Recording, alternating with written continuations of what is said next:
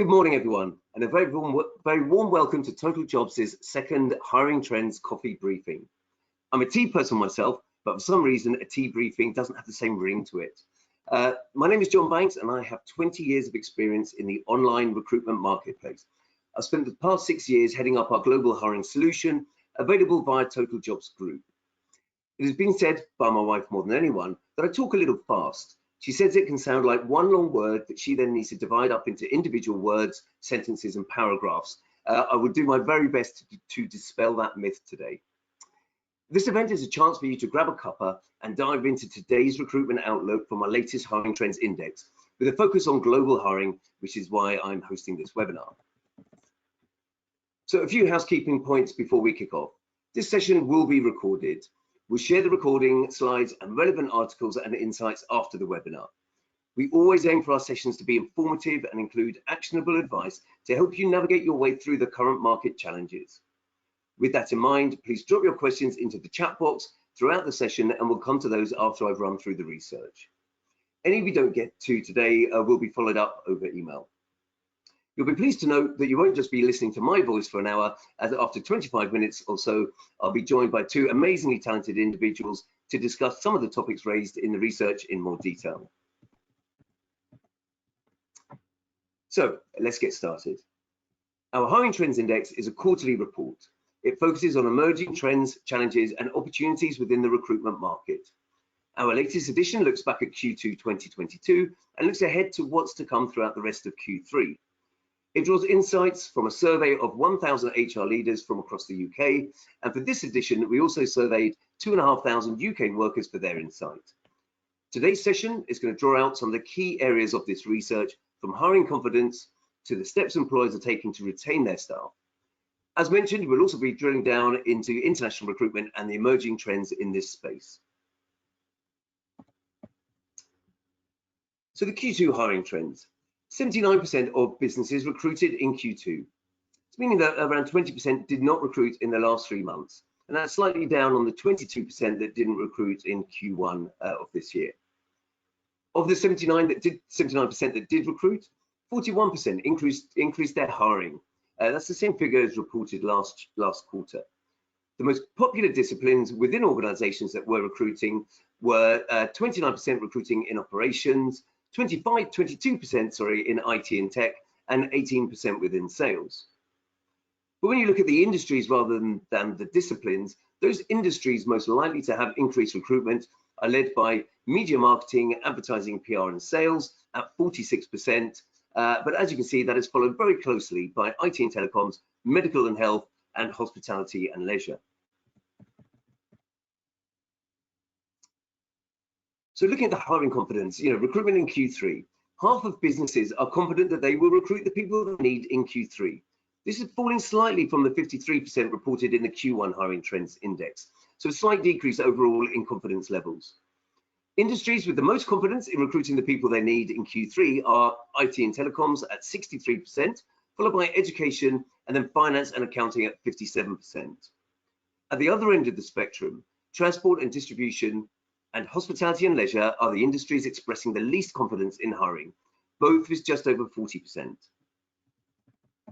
And as you can see here, nearly a third of businesses plan to increase their recruitment in Q3, with again the most likely industries being IT and telecoms at 40%, followed very closely by media marketing, advertising, PR and sales, and transport and distribution, both at 39%. Interestingly, companies are still underestimating what they actually need on a quarter-by-quarter basis. I.e., the past two Hiring Trends Index reports tell us that when looking ahead to the next quarter, only 30% of companies plan to increase their recruitment. But when they actually reflect back on the quarter just gone, the reality is that just over 40% actually saw an increase in their recruitment. So there is still a disconnect there between the recruitment plan looking forward to the reality of their recruitment when looking back over the past quarter. So a quarter of businesses plan to increase recruitment spend on specialist roles, which is similar to that reported in Q1, while just 12% will do the same for non-specialist roles. It will be interesting to see in the next Hiring Trends Index what percent of companies are trying to recruit but were unable to. And I say this because looking forward, just over 10% of businesses don't expect to recruit in Q3. However, on the previous slide, I mentioned that 20% who actually did not recruit in Q2. So is there a disconnect there between between what they, people who don't expect to recruit, and actually, they're not finding the people that they wanted. They were unable to recruit. So if we look at the average time to hire, employers face the continued challenge of plugging skills shortages, and businesses continue to be impacted by a lengthy time to hire. The average time to hire in Q2 was 6.76 weeks, and I did work out that is just over 5 days, so 6 weeks and 5 days. Since we have started recording average time to hire as part of our hiring trends index, we've seen the figure grow from 4.3 weeks in Q4 last year to just over 6 weeks in Q1 of this year, to just under the 7 weeks you can see on this slide. So it is increasing. Factors causing this increase are skills shortages, clearly not finding the right people for the role, but also flawed hiring processes, too many stages, too long between stages, and especially now if candidates are more likely to have numerous offers in the current market. If you're not moving quick enough, then that can impact your time to hire. Businesses need to be looking at solutions, perhaps like video recruitment, which has been shown to reduce that time to hire. So looking beyond Q3 now, economic growth and prosperity have been intertwined with significant population growth over the last 200 years. In fact, since 1950, global population figures increased from 2.5 billion to 7.9 billion. That's a staggering threefold increase. There are 5.4 billion more people on the planet today than there were 70 odd years ago. However, looking ahead, as a generation of baby boomers reach retirement age, UN figures have shown that by 2030, there will be 30 million fewer people of working age in the world's 5 largest economies. 30 million fewer people of working age, and that's across USA, China, Japan, Germany, and the UK. To better understand this trend, Totaljobs has joined its global partners in Stepstone Group to study an impending crisis that could take the global economy by shock. We have tagged it the Great Unemployment. I repeat, it's not unemployment, it's the Great Unemployment, which, if forecasts are realised and action isn't taken, will see businesses increasingly struggle to find the staff they need for economic growth into the future. In a recent study of almost 20,000 workers and business leaders worldwide, we found that 8 in 10 people are unaware of this issue. UN figures suggest that by the end of the century, Europe will have 28% fewer people of working age. That's equivalent to 132 million workers. And across the G20, this figure rises to 6 million fewer people of working age, with a staggering 700 million more people of pensionable age. Hardest hit in the short term is Germany. You can see here, which is set to lose 7% of its working population by 2030. That's the equivalent of losing the population of Berlin out of the workforce in under 8 years. So this is imminent. In the UK, the working age population is set to increase by a modest 1.2% by 2050. While less stark than figures predicted overseas, it is at odds with a projected 48% growth of people in people of pensionable age by 2050. So again, I'll repeat that: 48% growth in people of pensionable age, but only 1.2% increase in the working age population. And I also want to highlight again that 8 in 10 people are unaware of this trend and the issue it poses to the global economy. But closer to home and more immediately, some potential candidates are considering a move abroad, according to our hiring trends index. In fact, the equivalent of 4.5 million workers, which is 13% of our workforce, are considering moving abroad for work. Whilst on top of that, as you can see here, almost a quarter would consider it if it were part of a job package. However, alongside this, 43% of UK workers would not consider working outside of the UK or moving outside of the UK, for work.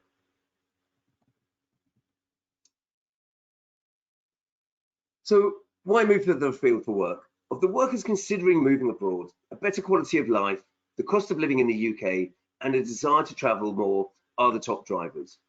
Interesting that the top 2 are tied into the cost of living and salaries not going as far here in the UK compared to what we're used to. You will have seen the latest ONS figures released yesterday, showing wages fall by 3% when adjusted for inflation at over 9%. The real value of salaries are falling at quickest rates since records began. May was a fall of 1.2%, and just 4 months later, this is now at 3% in real terms. Looking at age splits, 35 to 44-year-olds are the most likely age group to be pursuing a better quality of life, alongside 45 to 54-year-olds. So fundamentally, the more experienced you are, the more it's about quality of life. As for cost of living, this is cited most often by people aged 35 to 44. And if you remove the age lens around the cost of living, actually as you know, the cost of living as a reason to move abroad, then actually this rises to 53% when looking at Londoners, so when looking geographically. Unsurprisingly, it's younger people who are more likely to have the desire to travel, and this need has no doubt increased following COVID-19 travel restrictions. Over half of 18 to 24-year-olds are looking for this, as are 25 to 34-year-olds. Other factors in terms of working abroad, other factors included were wanting to be closer to family or friends based overseas at 14%, and 11% cited a lack of flexibility with their current employer.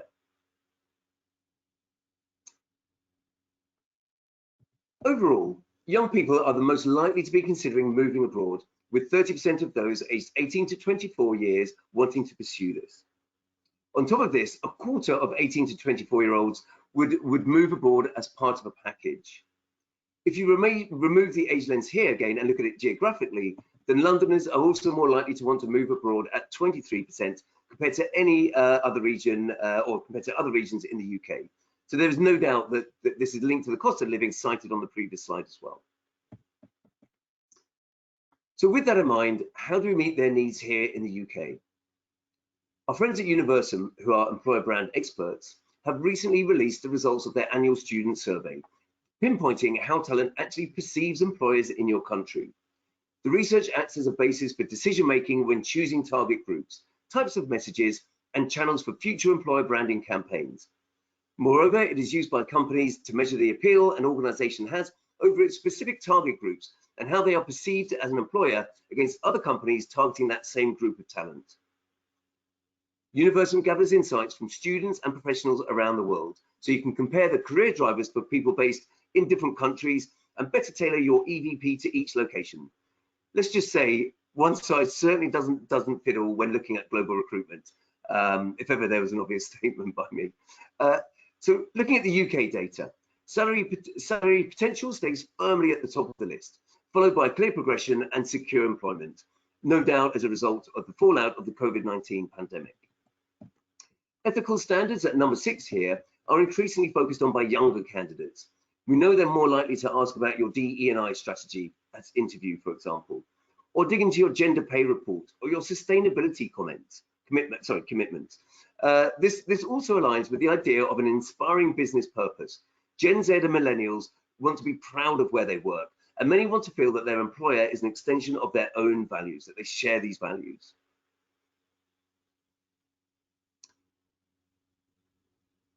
So looking at flexibility at work and the working from anywhere. On the whole, UK workers increasingly expect flexibility as a given, with some going as far as to say they'd be more loyal to their employer if they were able to work overseas temporarily as part of their current job, while others have already made the most of flexible working options by working in different locations available to them.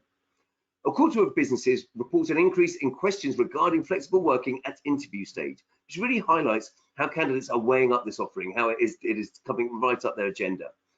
Almost a fifth of UK workers would be more likely to continue working with their current employer if they were offered the opportunity to work overseas in their current role.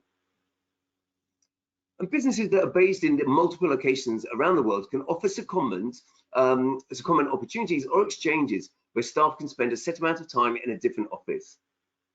Over 1 in 8, which is 15%, of businesses have had increased requests to work from anywhere over the last year, with staff wanting to work in other locations in the UK or overseas, while 15% are getting more requests about 4-day working weeks. So everyone's really demanding that flexibility within their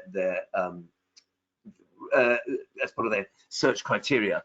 And with 1 in 10 businesses having updated their benefits package to include work from anywhere benefits, it means that many companies remain unsure on this topic.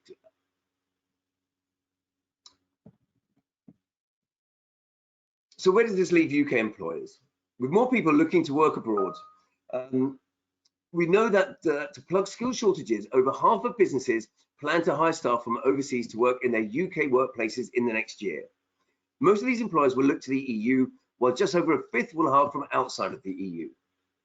Of those planning to hire from overseas, many will be doing it for the first time, with 1 in 10 hiring outside of the EU for the first time because of needs, and a similar percentage plan to hire from inside of the EU also for the first time. Meanwhile, almost a third, 29% of businesses don't plan on hiring from overseas as they expect to find suitable candidates within the UK.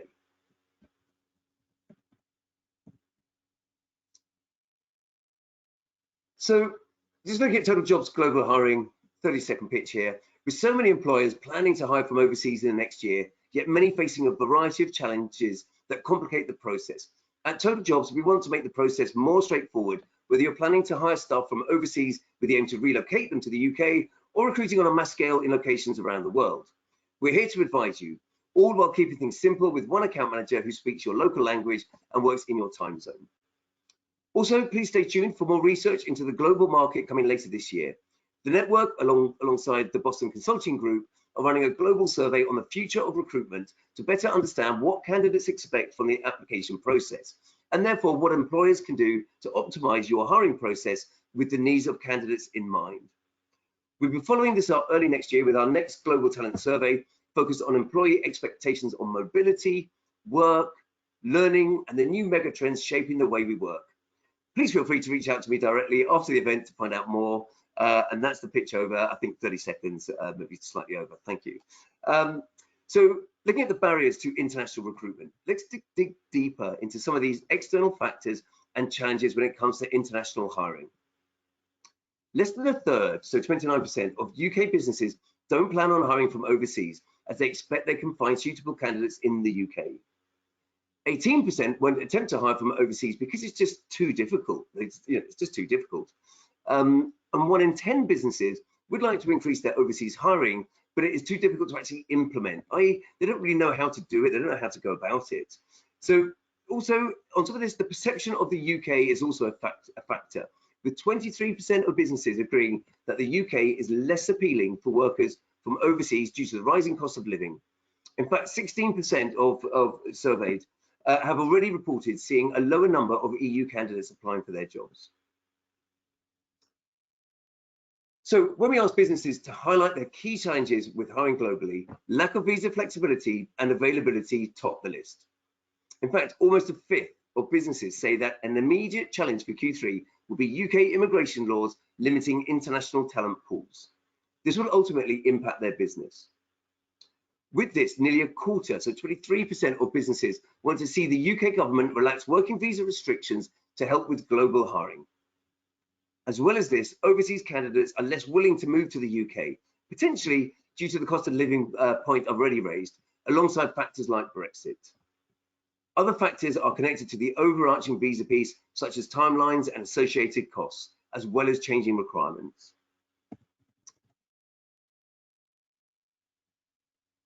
Excellent. Well, thank you. And this brings me to the end of the presentation part.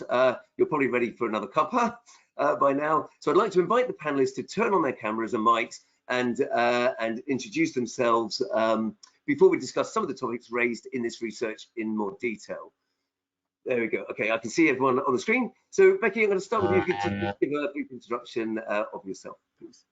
Yeah, morning everyone. I'm Becky Farmer. I'm the Global Employer Brand Programme Manager at Vodafone. So lovely to meet you and look forward to catching up this morning.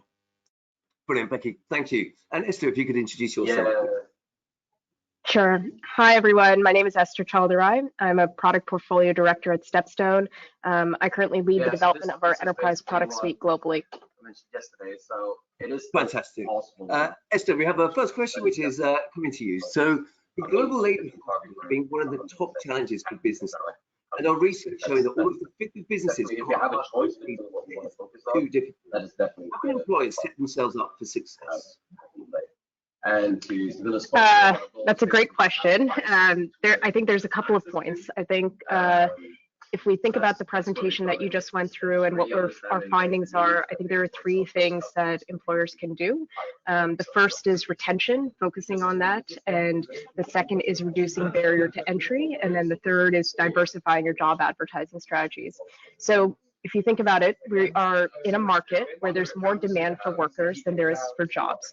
And if you look at the surrounding markets as an indicator of what's to come or what's actually already happening, especially in the US, US businesses already exhausted the supply of available workers for the first time this year. And so if you look at the different industries, hospitality, warehouse, trucking, healthcare, all of these employers are telling us that it feels as though they've run out of people in the surrounding area. So this means that this problem is industry agnostic. And add in the fact that the average cost per hire can cost up to tens of thousands of dollars when factoring costs from the time spent interviewing to cost of an empty seat and the time it takes to fill that seat. Ensuring that you have a strong retention strategy is the best thing you can invest in that's within your control right now.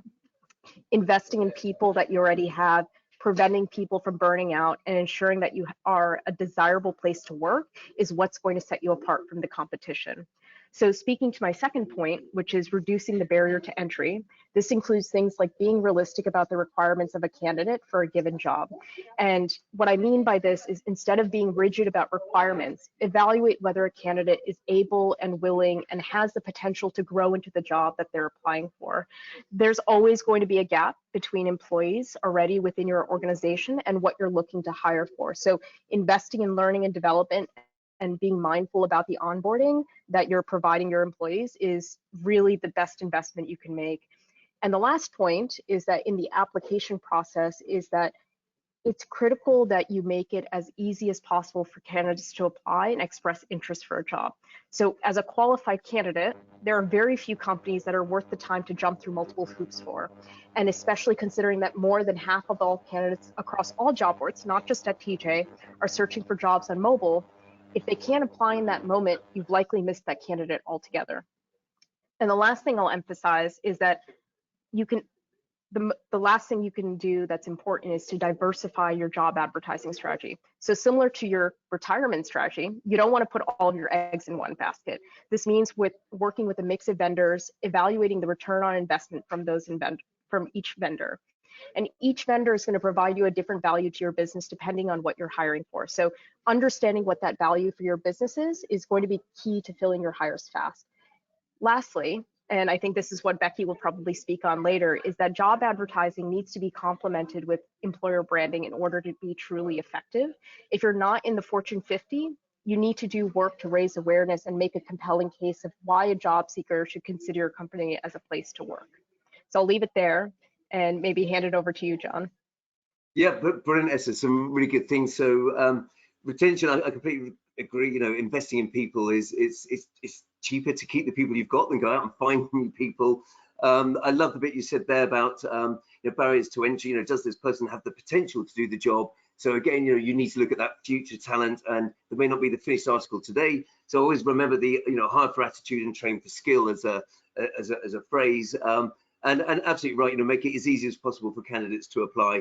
They've got much more choice in front of them these days, and you know, they see themselves as very, you know, they've trained and they've put a lot of effort into who they are, and if it's too hard to get that across, and if a company isn't really pushing themselves or you know, making you aware of why should I bother to apply for this company, who are they and what are they, and do they stand for things that I stand for? So I love that, making it easy as possible and linking the job advertising to the employer brand, which, as you're right, brings me nicely, Becky, onto a question for you then, is what can employers do to make their branding accessible, make their branding accessible and inviting for overseas candidates, and how is this promoted?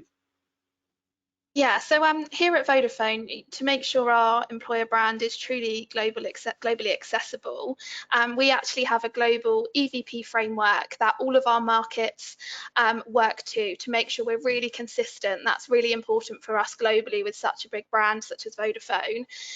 However, that kind of market empowerment is really important to be able to bring that to life and ensure that it resonates with the target talent in that audience. We recognise you need global consistency, but you also need that kind of market layer as well. So we really empower our markets to adopt and adapt the framework to make sure it's super compelling within their market. And we've got a really good way of working around that at the moment. So that's the first thing for me, is make sure you have that kind of global framework, but you empower your markets to bring that to life so that it really is truly accessible.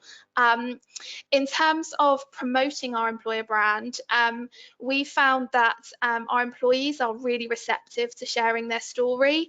I think Vodafone's one of those places where once you're in, you realise the phenomenal stuff that goes on that you just truly have no idea on when you're not working here, and that's a big part of our employer brand at the moment, and our promotion is how we bring that to life. And the best way to do that is through our employees. So we are really focusing on peer-to-peer engagement and looking at different channels of doing that and different methods like articles. We've got a YouTube channel.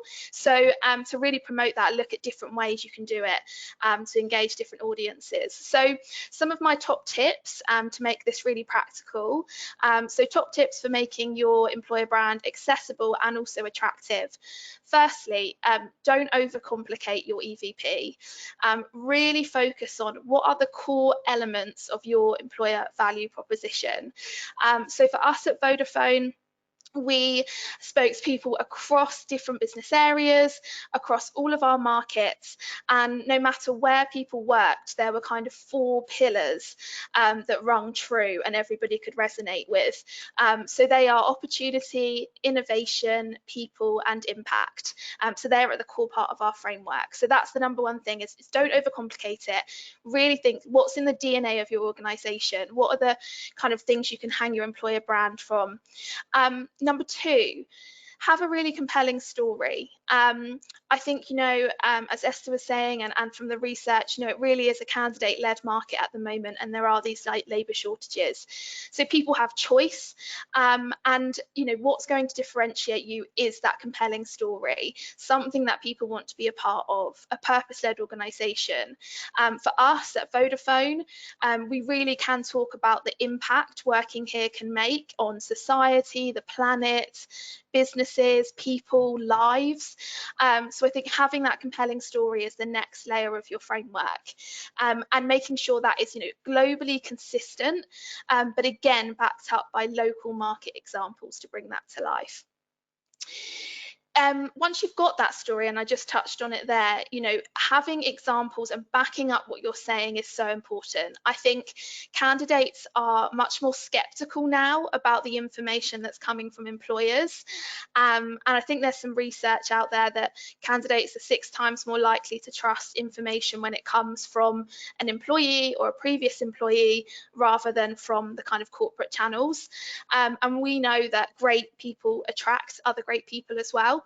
So backing up what you're saying, that authentic peer-to-peer engagement is a key part of our employer brand strategy, and also helping us to be more attractive, but also really reflective of the organisation that we are.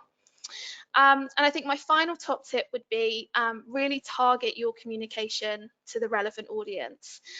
Yes, we have our global employer value proposition, but we are now thinking around what we need to do further on that. So that needs to be refreshed. That isn't something that just lasts kind of 10 years. That needs to be regularly reviewed and refreshed. We're actually at the moment developing a tech employer value proposition, and also one for each of the relevant technology areas, because we recognise tech talent is super in demand. I'm sure loads of you on this call are having exactly the same challenge. So we really need to develop that kind of key framework, that messaging specifically aimed at tech talent. So we're working on that at the moment to be able to tailor our messaging to those audience groups. The other thing we're doing is we're about to launch a always-on talent attraction campaign for software engineers across 5 of our markets, using a variety of channels.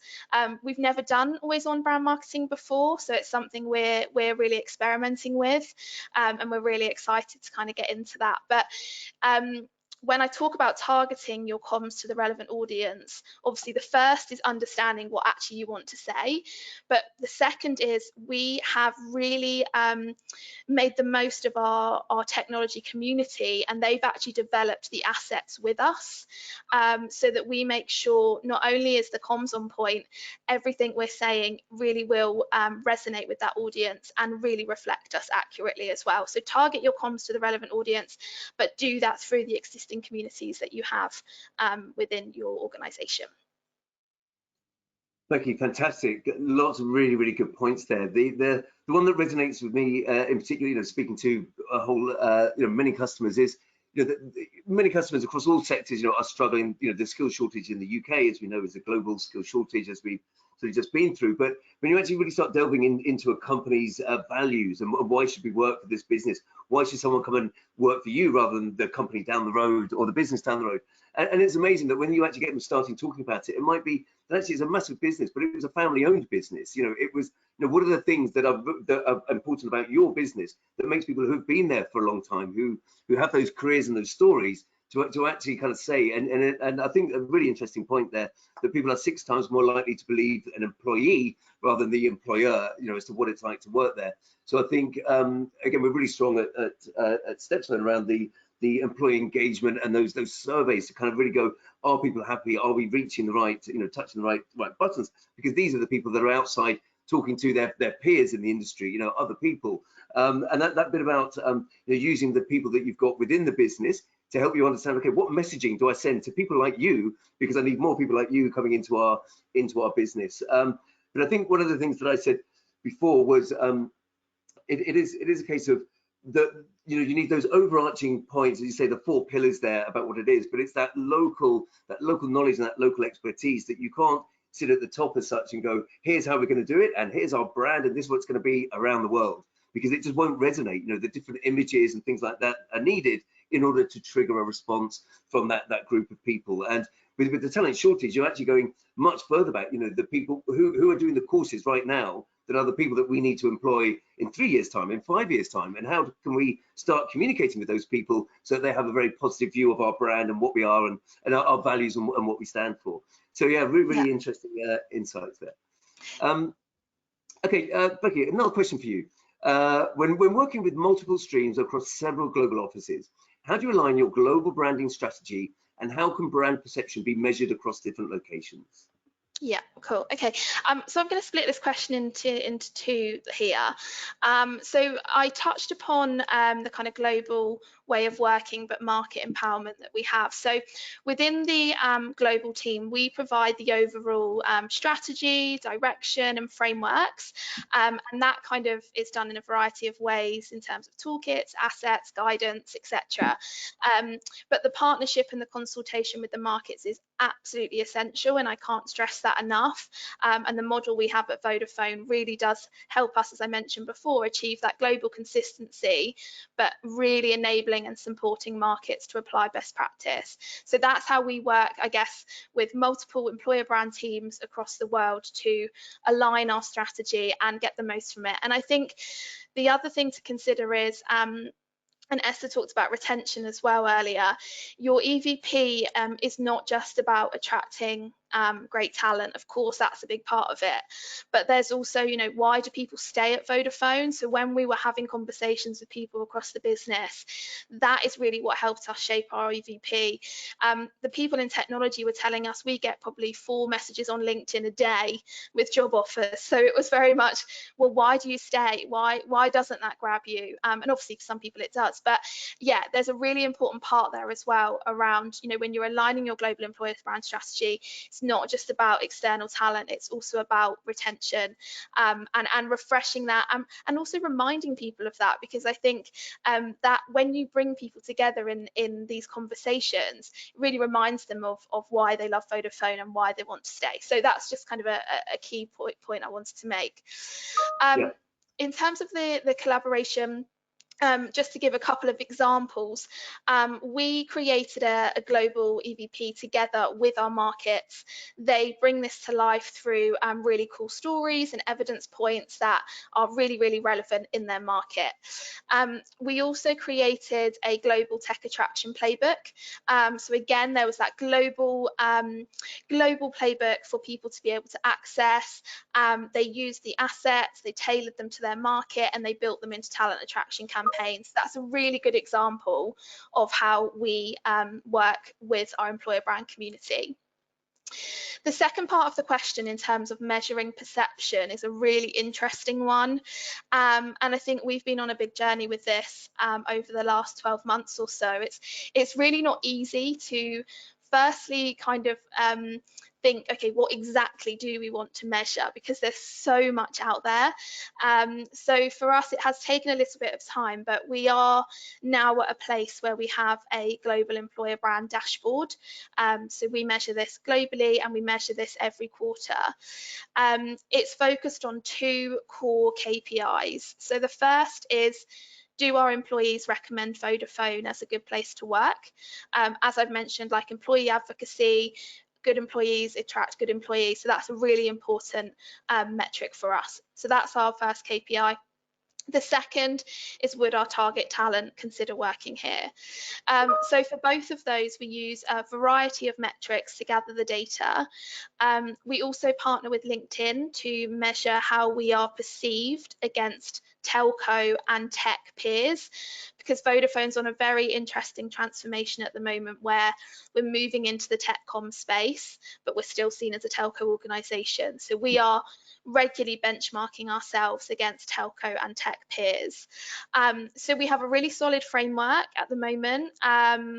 We haven't set targets, and that is deliberate at the moment, because we know perception takes time to shift perception, and we are at the beginning of that journey. So at the moment, we haven't kind of set targets. We're just looking at progress, and then kind of actions that we need to take on the back of that. So but what is really phenomenal, and we're absolutely delighted with, is in the last quarter, we have actually moved up out of a ranking of 10 against tech peers. In the previous quarter, we were ranked 9th out of 10 in terms of how we are perceived, like how attractive we are as an employer compared to those big tech players, which we totally knew we'd be at the bottom right now. But in the most recent data we've just run, we've moved up to 6th. So moving up 3 places, we were just absolutely delighted with. So just kind of sharing some of our success there as well. And without measuring that, we would never, be able to quantify, I guess, some of the work that we're doing in that space. So yeah, I'm more than happy to kind of share more about like the different metrics that we use, but that's kind of an overview of the dashboard and how we measure perception. Yeah, that's really interesting, Becky. A great move from 9 out of 10 to 6 out of 10. You say you haven't set any goals, but come on, where are you wanting it to get to?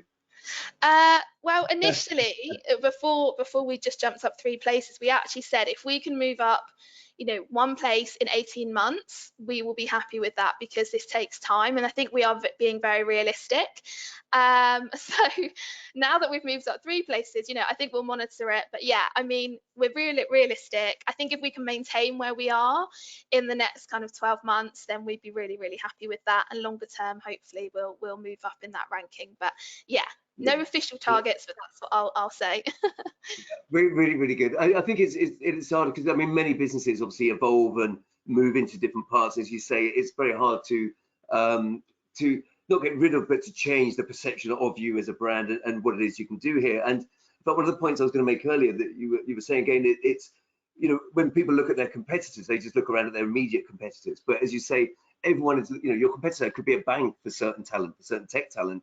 And therefore, how do you match up against people that aren't really, that aren't in your actual, actual direct competitors? They're competitors for talent, even though they're not your business competitors. The other thing that I thought is probably quite linked to recruitment on your side, Becky, is the kind of the user experience that a consumer has. Obviously, you've got your, the retail sort of part of the business, and I remember seeing Argos, it was years and years ago, and they go, this is like 20 years ago, and they said that, if someone has a bad experience in the store of Argos, then they just won't ever want to work for us, because it was just a poor experience. So I guess alongside your recruitment, you have to make sure that your product and how you treat the consumers, because again, someone gets online and starts, that man can undo a lot of work. So I guess that's very much in line with your recruitment strategy. Yeah, and it's an interesting one, because yeah, I think that is a real challenge. So we do work closely with our brand and consumer teams as well. And I think that's a big step. Again, people firstly just see us as a mobile phone provider, and then if they have a bad experience, then that's no, Vodafone, no way. So it really, that does go hand in hand with it.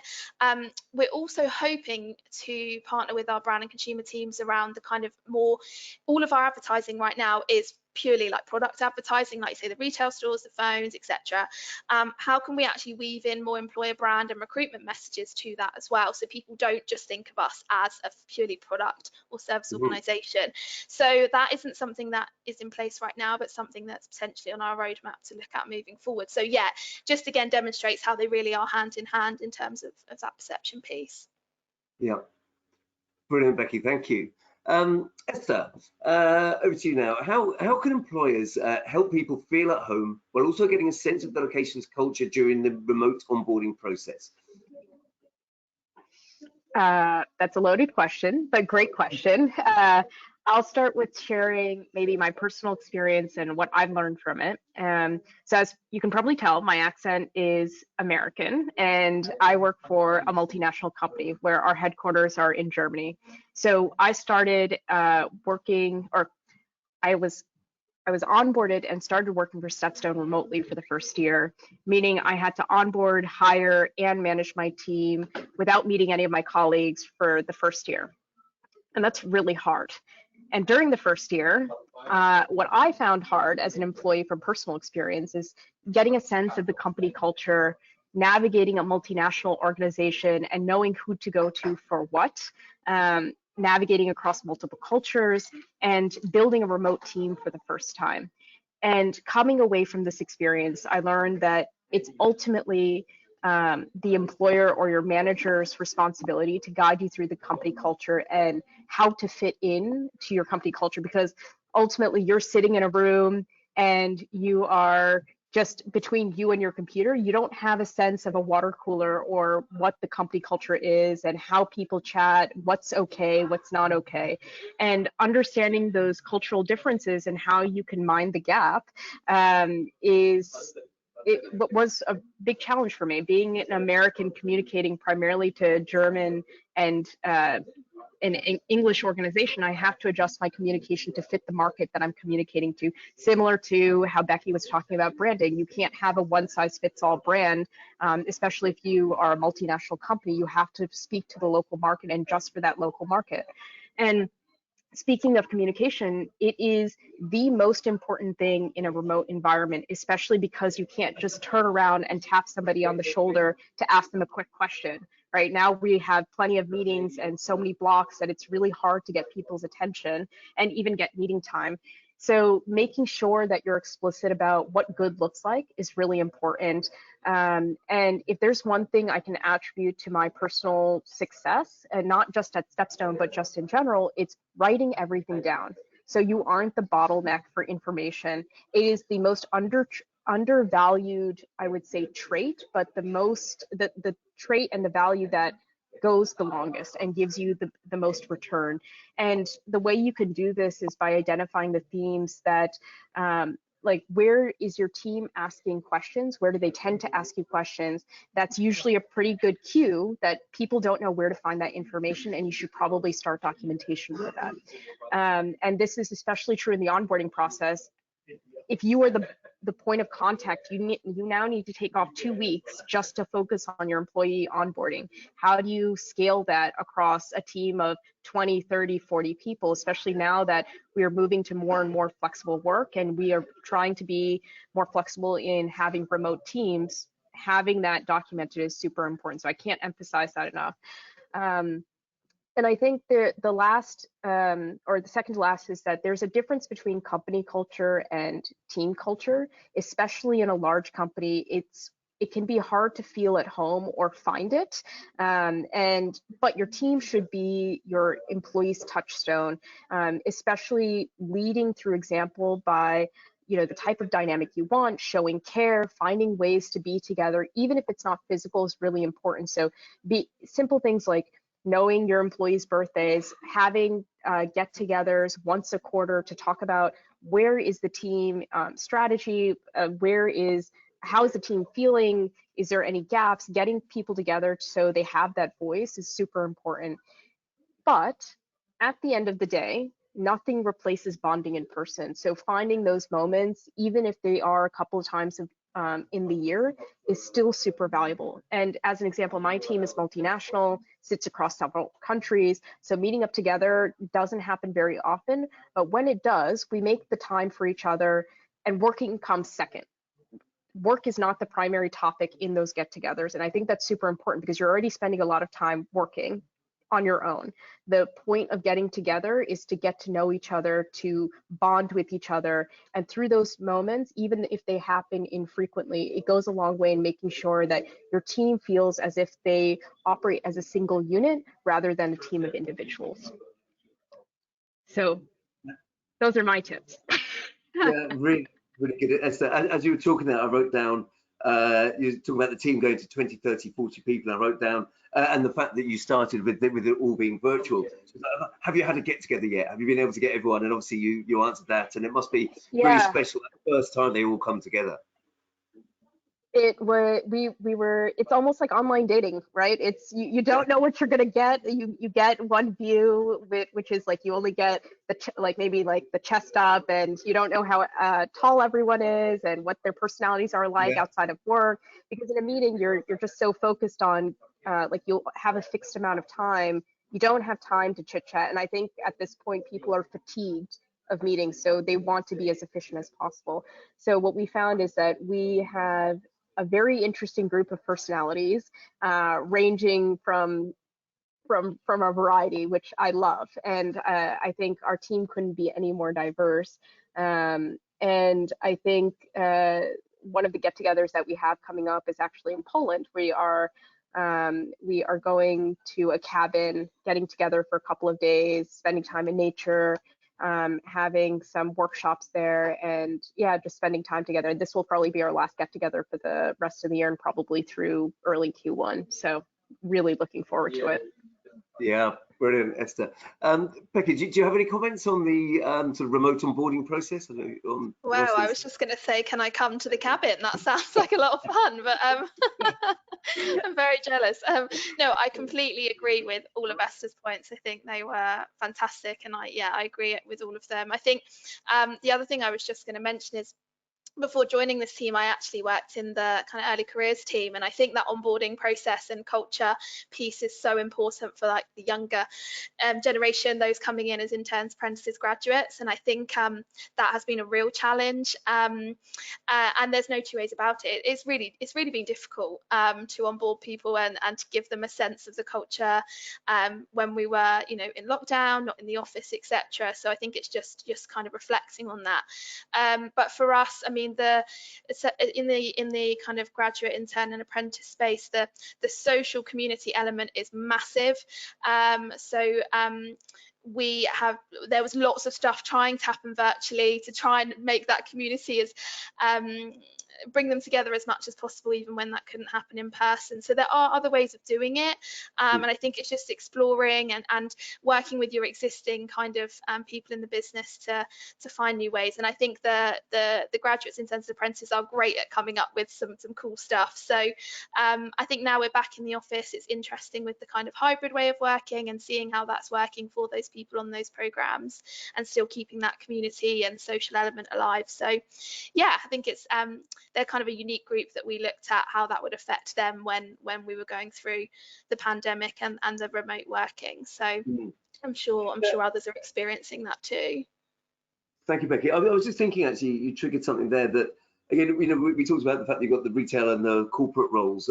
So how did that, have you had to adjust, how have you kind of managed flexibility when you've got very different types of roles and what could be fully flexible versus you need someone in a store? So how do you kind of manage that? Yeah, it is difficult, and in the height of the pandemic, all of the customer care team were switched very quickly to remote working, and our tech teams got that set up, fantastically. But yeah, you're right. Again, going back to our global EVP, we don't have one specific, I guess, flexibility offering, and it is very dependent on where you work. But I think my main thing is just being transparent about that and being very open with kind of where that stands right now, is all you can do, because ultimately we're we're probably never going to get to the space where wherever you work, retail, etc., it's going to be exactly the same, because it's just not going to be. So yeah, I think it's really challenging the boundaries with flexibility, looking at not just where you work but how you work. I think that's flexibility is something that we're really looking at within Vodafone, and we're making good progress with, but also recognizing, yeah, there's no one size fits all, and understanding in your teams how people work best as well is really, really important to have a really successful, motivated and happy team. Yeah, thank you, Becky. Yeah, I'm sure, yeah, when looking at retail or hospitality, for example, what used to be shift patterns and such, i.e. you know, your weekend is Monday, Tuesday, because you're working every weekend. Again, I guess flexibility is the fact that you will only need to work every other weekend, because we will find someone else who will cover those weekends. So it's being able to say that, you know, by working in this industry, you're not going to lose your weekends and things like that. You will have flexibility within there to you know, to have, you know, to share that time with someone else. Right, thank you. They're all the questions that I had visibility on. Ellie, are there any other questions in the chat? So Ellie is from marketing, and she's in the background here. Yes, there is a few questions. Oh, I was going to actually add one more point to Becky's answer, which is one of the things that during this time period is that, especially after COVID, I think there's been resistance to move to a flexible working. And there's obviously some positions that you cannot be remote, right? Especially if they are positions where you have to be at a storefront, brick and mortar. It's just not really negotiable. But one thing I do want to point out is that at most tech companies, most office jobs, they can be remote. And really what it comes down to is, do you have the right measurements in place in order to understand, is your business doing well? And I think that's the thing that I've taken away is, do you have the right KPIs and the right pulses on the business to understand, are things moving in the right direction? Because that really empowers your team to have the autonomy to be able to work from home, come into the office, whatever it is, and work towards what those goals are. So I just want to put that out there in terms of flexible working. That is the future of hiring, and especially if you think about the talent density problem, people don't want to stay in one place. People want flexibility. People also have, like, even if you are at home and you're not moving and you don't want to travel, having a family is also a full-time job, right? And working around that schedule is also important, and being flexible to people's personal schedules. So that's just one thing I wanted to add before we move on to the next question. Yeah, thank you. Flexibility is a whole webinar in its own right. Thank you, Ellie. Sorry, you were going to say. Sure. So yeah, we've got a few questions from the audience here. So the first couple are for Becky.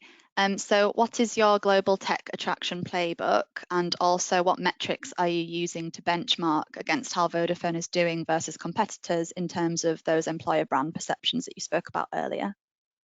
Yeah, okay, so the Global Tech Attraction Playbook is a very large document actually that we've pulled together. So it has things like, what's our tech narrative, what's going on in the kind of different tech story and tech areas, what are the evidence points, some assets, some personas, some bios of people. It's a whole world of everything to do with tech at Vodafone, and basically that is for our recruiters and also our employer brand leads to bring to life in market. But in terms of the recruiters, it's been super helpful for them to be able to, when they're talking to candidates, to be able to actually use some of this stuff in those conversations and bring it to life, and I guess help show candidates what maybe makes us different to other organizations.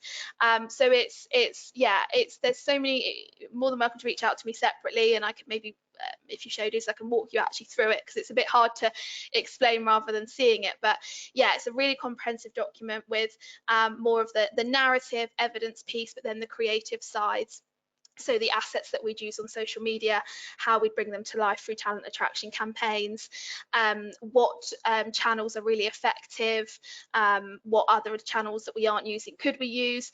It's a huge document, but it's all about how do we attract tech talent into Vodafone, how do we equip the right people with how to do that in a nutshell.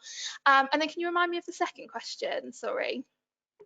Sure. So it was, what metrics are you using to benchmark against how you are doing versus competitors in terms of employer brand perception? Yeah, so again, this comes back to the 2 KPIs I mentioned. So in terms of that benchmarking piece, that second KPI would our target talent work here. The metrics that we use, we do a lot with LinkedIn, as I mentioned. So they run a regular survey, which kind of sense checks how different companies are perceived.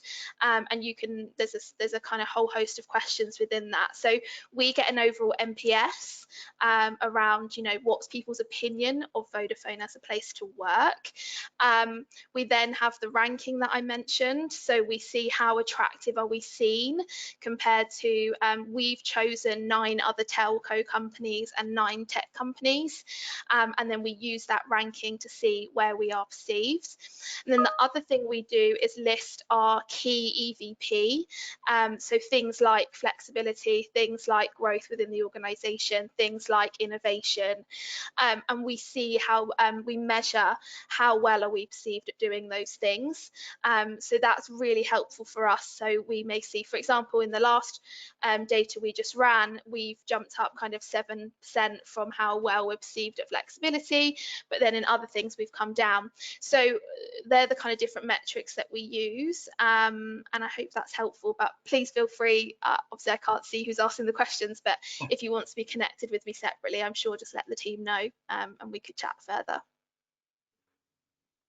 100%. Thank you, Becky. Shall I jump into another audience question as well? We've got a couple minutes left. So someone else has asked top tips for smaller businesses to attract new staff. It'd be great to hear your insights there. Yeah, is this for both of us, so we can both jump in? Yeah. Go for it. Top tips for in a smaller company. Okay, so again, I don't think you necessarily need to have massive budgets to be able to attract people. I think go back to those core principles I said at the beginning. What's kind of fundamental to your organization? Like, what's in your DNA? Why do your people love working there? And why do they stay? And use that to build that into a messaging framework externally. The people who work in your organization are the best advocates for you to be able to bring that to life. So really don't think it all has to be within you or your team. Work with them around how they can elevate that externally as well, and look at new and creative ways of doing that. It doesn't have to be the biggest budget things. I really think your people are the best advocates for your business, so that's where I would start if I was you. Yeah, really good, Becky. Esther, do you have anything on that?